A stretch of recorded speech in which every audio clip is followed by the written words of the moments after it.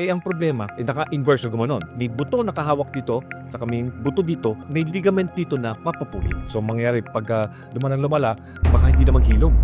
Tumatagal ang sakit pa even up to 1 year. May mga iba malas lang na naiipit yung ugat na yun, kaya nga masakit pa rin.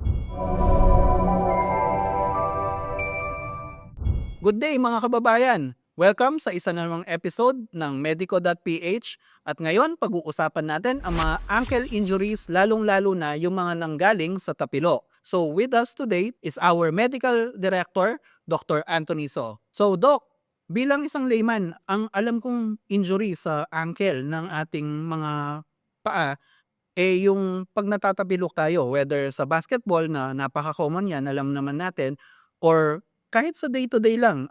I think maraming mga tao na natatapilok pag nag-swimming sila dahil madudulas yung mga surfaces, or kung nagkaroon ka lang ng misstep sa bahay, gaganon yung paa natin. And mapapansin natin, matagal-tagal na may pain tayo dyan. So Doc, pag natatapilok po ba ang tao, anong nangyayari sa loob ng kanyang paa? Okay. So, first of all, gawin natin pa ito. So, nakaganito. Ang ankle, may dalawa palang buto dito. Dito yung tibia, ito yung fibula sa legs natin. Ito yung tuhod, ito yung tuhod. Tibia, fibula, tapos yung talus. Okay? Yung ankle. Semi-hinge joint siya. So, pwede siya mag-dorsiflexion, plantarflexion, inversion, eversion, yan ang tawag namin, and konting rotation, konti lang. Okay? Now, most common, pagkita inversion injuries. Correct. Ang problema, naka-inverse na gumanon. May buto nakahawak dito, saka may buto dito, may ligament dito na mapupunit. So ngayon, depende sa injury, usually pag sprain lang, magkakaroon lang micro tear lang, tapos mawawala. Yun lang, pag to, mamamaka lang, okay lang. Pero pag sobrang tindi ng injury, pagka ganon, kasama yung buto, nagpa-fracture. So, maaring mapilay talaga ho. Yeah. Pero mas common ho yung namamaga, napapansin natin yan. So, iumpisahan natin dun sa non-fracture, yung I think this is the more minor one, na may micro tear o may maliit na punit and mamamaga. Usually po, Doc, ganito, kailangan po bang ipatingin sa doktor ito? And if so, anong klaseng doktor yung kailangan nating hanapin? Okay. Usually, kapag natapilok lang, lagay mo ng tuwalya muna, then cold packs, no? Para mabawasan ang pamamaga. Ang tawag natin, RICE, di ba? Yung R, rest. Okay? Rest, ice. C is compression, tapos E, elevation. Okay. Now, pagka masakit pa rin, usually after 2 weeks, 3 weeks, okay na eh. Pero surprisingly, kanina nga may pasyente kanina, 17-year-old boy, namamaga, ang laki. Pero naglalakad siya, naglalakad, namamaga, ang laki, ang init. Tsaka nagpakonsulta after 2 weeks. Tumagal na talaga. Tumagal na talaga. So usually nga yun, after 2 to 3 weeks talagang pag matagal na, kahit sinong doktor pwede kayong patingin, general practitioner, walang problema. Then ang gagawin nila is x-ray of the ankle. So doon makikita natin kung may bali o wala. Okay. So, Doc, pag may bali ho, posible pa rin makalakad ang tao? Yes. May fracture na nga, nakakalakad pa sa kung tindi mo ng pain scale mo. Pero ang pulang-pula na at mainit pa. Okay. So, depende sa pain tolerance ng tao. Yes. Although, siguro hindi natin gustong ilakad ng ilakad, lalo na kung may bali, baka ho lumala, Doc? Yes, sir. So mangyari pag lumala, number 1, baka hindi na maghilom. Yung kasi nakaangkla yan eh. So pag nakaangkla, kumbaga like ito yung hinge joint, nakaangkla yan, nasira ito, pag hindi properly na treat na mabuti, ang mangyayari, magkaka-arthritis siya earlier. So sobrang arthritis yan. Then in the future, papa-opera ka. Okay. So, kailangan talaga maagapan natin. So, ilang pong days yung tingin yung recommended natin na observation period bago dalhin? Kailangan bang paabutin ng 2 weeks or sooner po ba? Depende kung wari talagang pagka sprain talagang sobrang sakit at namamaga, pakitanong nyo kaagad sa doktor. Pero pag nakakapaglakad pa, di magpahinga ka muna. Pag talagang within 2 weeks, di pa rin talagang lumilit ang pamamaga, tsaka ka na magpakita sa doktor. Okay. So, pwedeng i-observe tsaka first aid muna ho na First aid, cold compress. Yes, sir. So, kung nagpa-x-ray na ho tayo, Doc, tapos nakita nating walang fracture, sa GP po ba pwede na niya tayong malapatan ng treatment natin? Or mas mare-recommend niyo po bang sa rehab doctor tayo? general practitioner, pwedeng-pwede na. Ang gagawin lang naman nila pagka nakita nilang walang fracture, sasabihin niya, "Oh, mag-rest ka na diyan, ha, at tapos maglagay ka ng ice, bandage, or ankle support, then elevation para hindi mo mamaga." Then bumibigay sila ng anti-inflammatory, ibuprofen, naproxen, diclofenac, kahit ano. Pero less than 17 or 18 years old, ang puwede lang sa inyo ay ibuprofen tsaka naproxen, wala ng iba. Dahil Kasi po, yung diclofenac baka masira yung cartilage ninyo, eh. I see. So baka, basta masisira yung cartilage ninyo, kaya nga huwag tayong iba-ibang mga gamot. Then pagka masakit pa rin, nire-refer nila sa amin, para ma-therapy namin. Okay. 'Pag therapy po, usually ano pong ginagawa nila, Doc?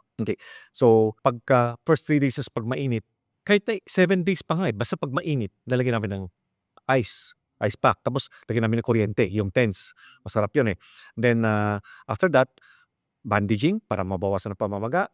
Then ang exercise namin is hindi ganito, 'pag ganito lalo mamamaga. Gawin namin exercise namin, tulak, tulak, tulak, isometrics. Tama, okey na, relax, baba natin 'to, tulak, tulak, tulak, tulak, para lahat ng range ma-exercise natin.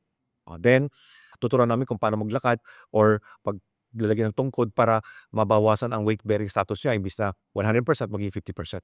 Okay. So, kailangan ano, yung normal na lakad medyo pagaanin muna ho 'no, Doc, para mabigyan ng chance na gumaling yung ankle natin.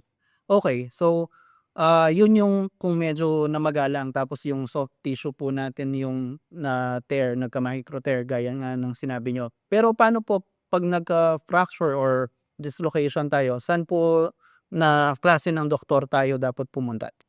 'Pag fracture, diretso kayo sa orthopedic doctor, wala ng ibang doktor, okey?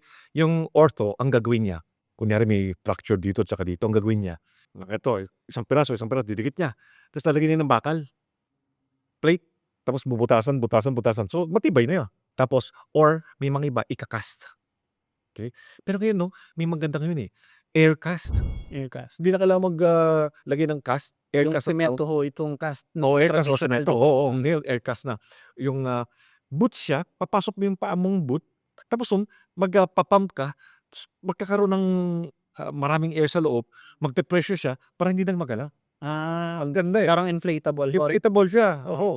So puwede mong ilakad na hindi masakit.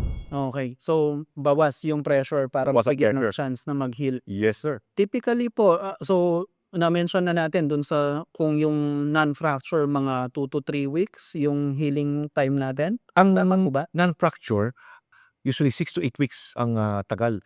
Kahit na, bakit maga pa?" Tapos saka sila pumupunta sa amin, saka nagpapa-check-up. Sabi ko, okey na 'to, wala ng problema, binigyan ko anti-inflammatory, okey na. Bandage lang. Pero tumatagal ang sakit nun even up to 1 year. Pero hindi naman grabe, yung konting sakit lang, konting kirot, kasi may mga iba malas lang na naiipit yung ugat na yun, kaya nga masakit pa rin. Lalo 'pag medyo chubby-chubby, talagang masakit. Naalala ko, Doc, yung once nagtanong ho ako sa inyo, nung natapilok ako nung nag-swimming kami na ang sabi niyo matagal talaga yan. Yes, sir. Yes, sir. So, talaga na may ibang cases na 1 year masakit pa. Pero in my experience, nag-resolve din siyang mag-isa niya. Yun nga, bawas muna sa strenuous na activities and then on its own, gradually nawala na yung pain. So, Sa inyo, gaano katagal nawala? baka mga 2+ months 2+ months, 'di ba? para completely mawala. Pero yung una medyo nagwo-worry ako na may pilay kaya 'to, mukhang wala naman, 'di ba, Doc? Sabi niyo nga, hindi mo na malalakad yan kung pilay talaga Yes, yan, sir. sabi Yes, sir. niyo. Yes, sir. Yes, sir. Okey. So, sa fracture po, ang recovery time lalo na kung naoperahan, nilagyan ng bakal at nag-boot po tayo, usually mga gaano ho katagal? Ang fracture is 8 to 12 weeks yung tibay. Titibay na yun. Pagka 12 weeks, matibay na yun, puwede mo na ilakad. So, depende pa rin ngayon kung tatagal yung sakit o hindi na. Pero nakakapagtaka nga, minsan-minsan nga, eh, yung na-opera after of operation, okey na, eh. Naglalakad na ho. Naglalakad na, which is, 'pag tumibay na, after 2 months tumibay na, naglalakad na, mas wala pa ngang sakit kaysa sa yung iba na hindi nagka-fracture. Swerte yung mga yan, Doc. Yung mga iba months na, hirap pa rin Hirap pa rin. tumayo 'no, Doc? Yes, sir, yes. Okey. So, iba-iba pala talaga yan. Mga famous people na naalala kong may ganyan, nung araw kung nanonood kayong NBA, si Grant Hill, diyan medyo nasira yung career niya dahil napabayaan yung ankle injury na kung tama naalala ko sa documentary niya, halos nag-separate na yung ankle niya pero nakakapaglaro pa siya, Doc. Kaya nahirapan na siyang makabalik sa dati niyang athletic yan, eh, 'di ba? And lately sa mga sikat these days si Steph Curry, may history ng ankle issues yan. So, yan, iwas tayo sa tapilok and kung talagang masakit, 'wag niyong masyadong tiisin, punta na kayo sa doktor bago pa lumala. So, any advice, Doc, other than what we discussed to prevent or treat ankle issues? Usually ito yung in-advise ko sa mga pasyente. Kung may fracture kayo, huwag ninyong ilalakad. Mm. Pahinga ka muna 2 to 3 months. Patibayin na ninyo muna. Kasi kapag nilakad ninyo, kunwari hindi pa hinog yung nilakad nyo, parang semento, hindi pa matibay, nilakad nyo, magkakaroon ng kupi. Sa iyo, pag nilakad mo yun, talagang tinis yun, nilakad ninyo, masisira yun. Habang buhay na may sakit ka. Habang buhay may arthritis ka na. So, pabayaan nyo muna, pahinga mo muna. Kung may skate pa nga, hindi mo skating gano'n, nakaganon lang. Or nakaluhod ka na may parang wheelchair na gano'n, na maliit lang. Yung gawin ninyo, huwag nyong lagay ng bigat para tumibay ang buto. Pag humilom na yung buto, tsaka ninyo ilakad. Wag masyadong macho o superhero, no, Doc? Kailangan hintayin talaga nating gumaling. Wag yung feeling tough guy ka kaagad. Okay, so yun. Wag niyong papabayaan kung masakit talaga and kung na-treat na kayo, sayang naman yung opera niyo kung fracture yan. Yes, sir. Medyo mahal magpa-opera. Wag niyong sayangin na gusto niyong madali na bumalik. Diyan maraming nasisira na atleta and kahit ordinaryong tao, ayaw naman nating bata ka pa lang may arthritis ka na. Yes, coach. Alright, sobrang dami nating natutunan tungkol sa tapilok tsaka mga ankle injuries, mga kababayan. Although that's all the time we have for now, but next episode, pag-uusapan natin yung mga iba't ibang mga injuries pa. Of course, with the help of our medical director, Dr. Anthony So. But for now, paalam na muna, saying ingat kayo sa tapilok, be safe, be healthy, and mag-subscribe kayo. Marami pa sa inyong hindi nakasubscribe. Bye-bye!